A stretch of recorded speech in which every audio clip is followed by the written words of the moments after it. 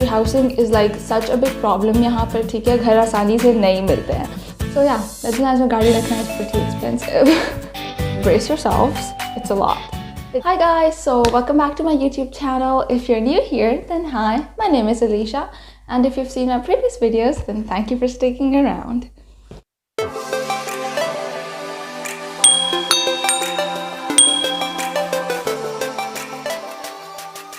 Clearly आप लोगों ने वीडियो का टाइटल पढ़कर तो इस पर क्लिक किया है, जिसका मतलब आपको पता है कि आज हम वीडियो में क्या बात करने लगे हैं. This is the question that I get the most, like in my DMs, comments, everywhere. So finally मैंने डिसाइड किया कि आज मैं इसको आंसर कर ही देती हूँ. आई मेड माई नोट्स हमेशा की तरह. या without further ado let's dive right in the video.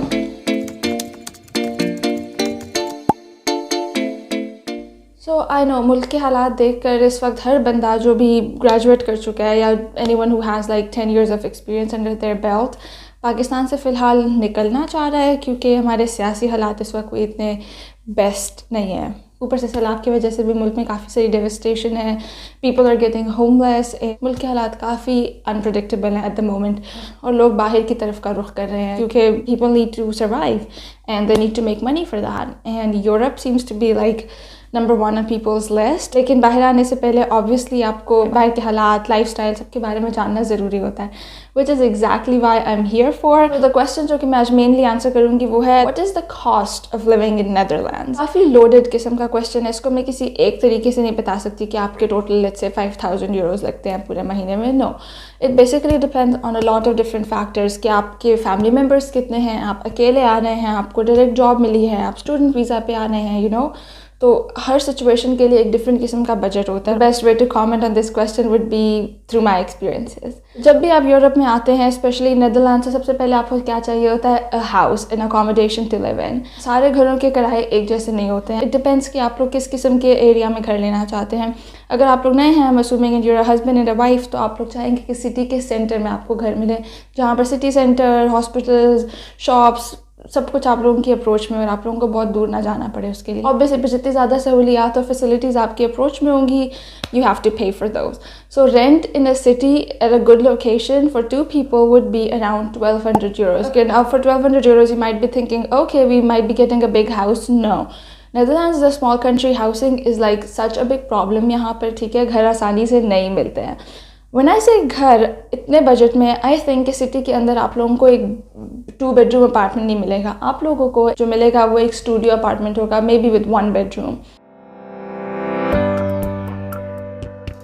Once you move into the house, the next thing you need is बिजली, पानी, गैस एंड इंटरनेट. यहाँ पर बिजली का कॉस्ट आपको अराउंड मिलेगा, let me check, 0.60 cents per unit. So ये बिजली की कॉस्ट है, और ये डिपेंड करता है कि आप लोग कितने यूनिट्स पर मंथ यूज़ करते हैं, और उसके हिसाब से आप लोगों को जो है वो बिल देना पड़ेगा.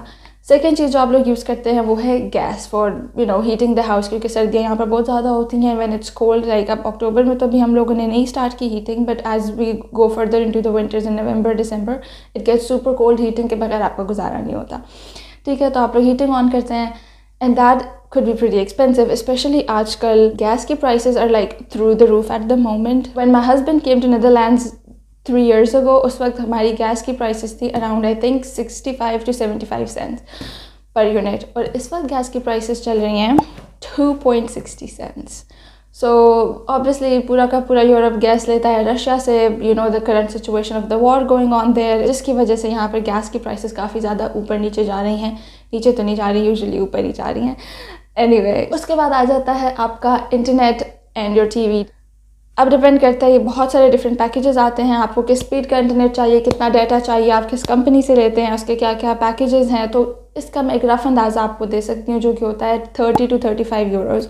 This is the one we are paying for currently. Okay, so now that we are like living in a house, इस पे ये सब चीज़ें हम लोगों को खुद पे करनी पड़ती हैं. बिजली, पानी, gas bill, this is what we have to pay. But most of the time when you renting the house, तो वो जो 1,200 to 1,500 euros मैंने आपको मेंशन किए थे, ये सब चीज़ें उसके अंदर कवर्ड होती हैं. इंटरनेट कवर्ड नहीं होता, लेकिन पानी, बिजली, गैस, ये 3 चीज़ें आप लोगों की उस रेंट के अंदर यूजुअली कवर्ड होती हैं, ठीक है. तो you don't have to worry about it. It depends what kind of contract you have. आप लोग अपने लैंडलॉर्ड से डिस्कस कर लें, and he would give you all the details about it. But I'm just breaking it down to like the last little thing. If you want to move in Netherlands और आप एक घर लेना चाहते हैं, आपकी फैमिली बड़ी है, बच्चे भी हैं, तो obviously you're gonna need a bigger house, और फिर ये सारे इंडिविजुअल एक्सपेंसेस होंगे आपके। एक और बात, ओके सो ऑब्वियसली यहाँ पर गैस का, बिजली का कनेक्शन आप लोग डिफरेंट कंपनी से ले सकते हैं। हर कंपनी के रेट्स डिफरेंट होते हैं, कुछ एक्सपेंसिव होंगी, कुछ मोर अफोर्डेबल होंगी, ठीक है। सो ये जो 2.60 सेंट्स का रेट मैंने आपको दिया, ये हमारी वाली कंपनी का है। तो ऑब्वियसली आप रिसर्च कर लें, अपनी डिफरेंट कंपनीज़ को चेकआउट कर लें, और कंपनी चेकआउट करने के लिए द बेस्ट वेबसाइट आप यूज़ कर सकते हैं वो है independer.nl। I post the link here, और नीचे डिस्क्रिप्शन में भी लिंक डाल दूंगी मैं, तो आप उस पर जाकर डिफरेंट कंपनीज़ के रेट्स चेक कर सकते हैं। वो साइट आपको बेस्ट कंपनी बता देगी कि आप लोगों के लिए कौन सी बेस्ट है, कौन सी सबसे ज़्यादा अफोर्डेबल रेट्स पे गैस, बिजली, इंटरनेट की प्राइसेस दे रही है, ठीक है।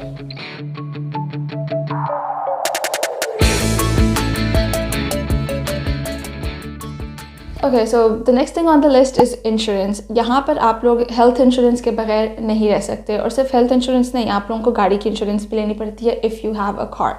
अगर आपके पास हेल्थ इंश्योरेंस नहीं है तो आपको कोई भी मेडिकल सहूलियात नहीं मिलेंगी, और अगर आप गाड़ी चलाना चाहते हैं और आपके पास इंश्योरेंस नहीं है गाड़ी की, तो फिर भी आप लोग गाड़ी अपनी रोड पर नहीं ला सकते। सो ऑब्वियसली जितने ज़्यादा बंदे होंगे आप लोगों को उतने लोगों के लिए इंश्योरेंस लेनी पड़ेगी, ठीक है। अगेन इंश्योरेंस भी डिपेंड करती है कि आप लोग किस कंपनी की लेते हैं। हर कंपनी के डिफरेंट रेट्स, डिफरेंट पैकेजेस होते हैं। You do your research, find out which one suits you the best, ठीक है। और इसका मैं आपको एक वेग आइडिया दे देती हूँ। कम से कम आपकी जो इंश्योरेंस होगी वो around 100 to 150 euros per month जाती है, ठीक है। और यूजुअली इंश्योरेंस जो कि इस बजट में आती हैं वो आप लोगों का डेंटल कवर नहीं करती। सो ऑब्वियसली आप लोग जितनी ज़्यादा चीज़ें चाहते हैं कि मेरी इंश्योरेंस कवर करें regarding your health, you have to put in the money. तो इट्स यूजुअली लाइक अगर आपको डेंटल चाहिए तो you give in an extra 10 to 15 euros. तो अगर आपका मंथली इंश्योरेंस बजट 150 है तो फिर वो आपका 175 हो जाएगा। डिपेंड्स आप कितनी ज़्यादा चीज़ों के लिए इंश्योरेंस लेते हैं। और आप डॉक्टर के पास जाएँ या ना जाएँ, आपको ये इंश्योरेंस पे करनी पड़ती है। और या सर्च independer.nl जो मैंने वेबसाइट पहले बताई थी, यू कैन यूज़ दैट, और वो भी आपको डिफरेंट इंश्योरेंस कंपनीज़ के डिफरेंट पैकेजेस बताएगी उसमें। Okay so the next thing on the list is cars related, because obviously अगर आपकी बड़ी फैमिली है तो आपको यहाँ पर सर्वाइवल के लिए गाड़ी चाहिए होती है, ठीक है। अब आपको मैं गाड़ी की प्राइसेस ऑब्वियसली आप लोग डिफरेंट वेबसाइट्स पर चेक कर सकते हैं। मार्केट प्लेस है और भी बहुत सारी वेबसाइट्स हैं जिस पे आप गाड़ियाँ देख सकते हैं। If you move to Netherlands, I do suggest कि आप लोग एक यूज्ड कार ले लें, क्योंकि वो भी काफ़ी अच्छी कंडीशन में होती हैं। They are much more affordable. तो गाड़ियाँ आप लोग यहाँ पर 2000 यूरो से लेकर 5, 6, 10,000 जितना ऊपर जाते हैं। जितना गुड़ डालें उतना मीठा होगा, तो आप उतनी महंगी गाड़ी ख़रीद सकते हैं। अब आपने गाड़ी तो ले ली है, लेकिन गाड़ी को चलाने के लिए हमें चाहिए होता है पेट्रोल, और गैस और फ्यूल की प्राइसेस यहाँ पर नेदरलैंड्स में they're pretty expensive as compared to some of the other countries over Europe. Netherlands में आपको पेट्रोल एट द मोमेंट आजकल की कीमत जो जा रही है वो है, it is anywhere between 1.97 to 2.3 के दरमियान, ठीक है। ओके उसके बाद आ जाता है आपके पास गाड़ी की इंश्योरेंस, गाड़ी का मंथली टैक्स और गाड़ी की मेंटेनेंस के पैसे, ठीक है। पर ये होता है कि आपको साल बाद गाड़ी की मेंटेनेंस करवानी पड़ती है। You have to make sure कि आपकी गाड़ी फुली, जो प्रोफेशनल्स होते हैं वो आपकी गाड़ी को फुली चेक करते हैं, मैं देखते हैं कि अगर गाड़ी में कोई फॉल्ट है, अगर कोई फॉल्ट होता है तो you pay them extra money उसको ठीक कराने के लिए। वरना खाली मेंटेनेंस चेक के भी अलग से पैसे होते हैं। It could be I think 30 to 50 euros per year वो मेंटेनेंस के चार्जेस हैं, ठीक है, जो आपको हर हाल में देने होते हैं। गाड़ी को हर साल आप लोगों ने मेंटेनेंस से गुजरवाना होता है। इसके बाद आ जाती है आपकी इंश्योरेंस। इंश्योरेंस से भी डिपेंड करता है कौन सा पैकेज आप लोगों ने लिया हुआ है, तो that really depends on you. और गाड़ी पे जो टैक्स लगता है वो भी आपकी गाड़ी की प्राइसेस, गाड़ी का मॉडल सब कुछ देखकर उसके हिसाब से टैक्स लगता है, ठीक है। तो हमारा फ़िलहाल जो गाड़ी और इंश्योरेंस है सब कुछ मिलाकर तकरीबन अराउंड 150 यूरोज़ पर मंथ इसके ऊपर लगता है। सो या नेदरलैंड्स में गाड़ी रखना इज़ प्रीटी एक्सपेंसिव।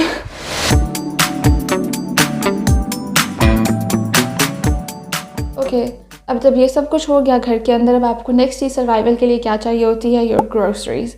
अब it all comes down to आप लोग घर में कितने बंदे हैं और what type of food do you eat, do you eat halal food, do you not eat halal food। I am Muslim, so obviously I have to go to Turkish shop and buy halal meat and everything। so usually halal meat थोड़ा सा expensive होता है जो regular meat आप लोगों को किसी भी grocery store से मिल रहा होगा, ठीक है। so groceries पे तकरीबन आप लोग 2 बंदों का लगा सकते हैं, जो कि जनरली हम लोग खाना पाकिस्तान में खाते हैं उस तरह का खाना अगर आप लोग रूटीन में लगाएं यहाँ पर, तो अराउंड आपका बजट आएगा anywhere from 300 to 500 for 2 people, ठीक है। इसके बाद आ जाते हैं the next most important thing on the list which is schooling. If you have kids और बच्चे आपके स्कूल जाना चाहते हैं तो ये एक मेजर किस्म का एक्सपेंस होता है ऑब्वियसली. और अब ये भी ऑल्सो डिपेंड करता है कि आप लोग अपने बच्चों को किस स्कूल में भेजते हैं. अगर आप लोग अपने बच्चों को लोकल डच स्कूल्स में भेजते हैं, ठीक है, तो आई थिंक वहाँ पर एजुकेशन फ्री है, आपके बच्चे वहाँ पर फ्री पढ़ सकते हैं. लेकिन अगर आप अपने बच्चों को भेजते हैं इंटरनेशनल स्कूल में जहाँ पर लैंग्वेज मीडियम इंग्लिश होता है और आप चाहते हैं कि आपके बच्चे इंग्लिश लैंग्वेज सीखें और आपके मतलब अगर आप मुस्लिम हैं तो आप चाहते हैं कि आपका बच्चा मुस्लिम कल्चर को भी साथ साथ सीखे, इस्लामियात पढ़े एंड एवरीथिंग, तो ऑब्वियसली उसके लिए आपको फ़ीस देनी पड़ेगी क्योंकि वो इंटरनेशनल स्कूल्स हैं. उसकी fees Khud B anywhere between 500 to 600 euros पर पर्सन. इन माई ओपिनियन अगर आपके बच्चे छोटे हैं और आप नीदरलैंड से मूव करते हैं तो send your kids to like a local school. One, क्योंकि वहाँ पर वो लोग डच सीखेंगे which is gonna help them tremendously to settle into this country, क्योंकि अगर उनको लैंग्वेज आती है तो they can accomplish and get a lot of jobs and it's gonna be best for them. Okay, अगर आप लोग बड़े हैं और आप लोग यूनिवर्सिटीज़ में एडमिशन लेना चाहते हैं फॉर बैचलर्स और मास्टर्स तो ऑब्वियसली वहाँ पर यू हैव टू पे, वो एजुकेशन आपके लिए फ्री नहीं है. अगर आप लोग ईयरली फ़ी पे करते हैं, ठीक है, फॉर 2 सेमेस्टर्स, ये फ़ी अब आप लोग इंस्टॉलमेंट से भी दे सकते हैं, ठीक है, फॉर लाइक पर 3 months यू पे देम और समथिंग लाइक दैट. डिपेंड्स आप लोगों का इंस्टॉलमेंट कॉन्ट्रैक्ट कैसा हुआ है यूनिवर्सिटी के साथ. लेकिन आप लोगों की annual fee for like 1 year in like most of the universities would be around, brace yourselves, it's a lot. It's 16,000 euros for 1 year.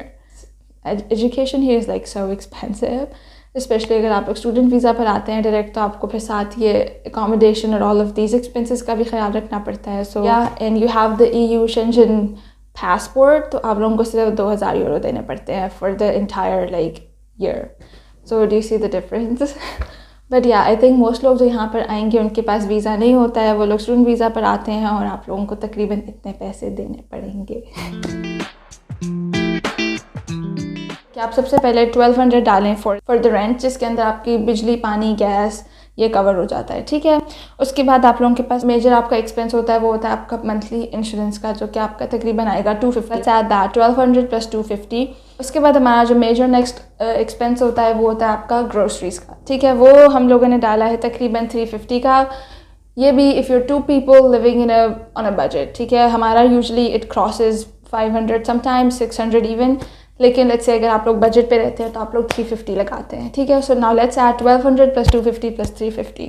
या सो ये टोटल कॉस्ट मिला के आपकी तकरीबन बनती है 1800 euros के around.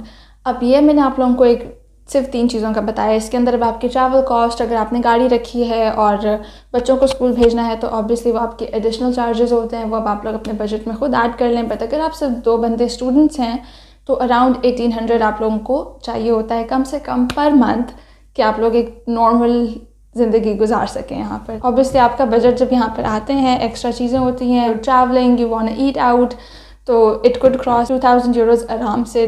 This is the least amount you need to be living in Netherlands.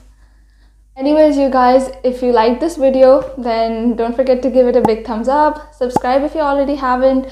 और अगर आपके कोई और questions हैं तो नीचे comment करें, मैं उनको भी answer करने की कोशिश करूँ. Anyway guys, so I will see you guys next time in the next video. Until then, bye.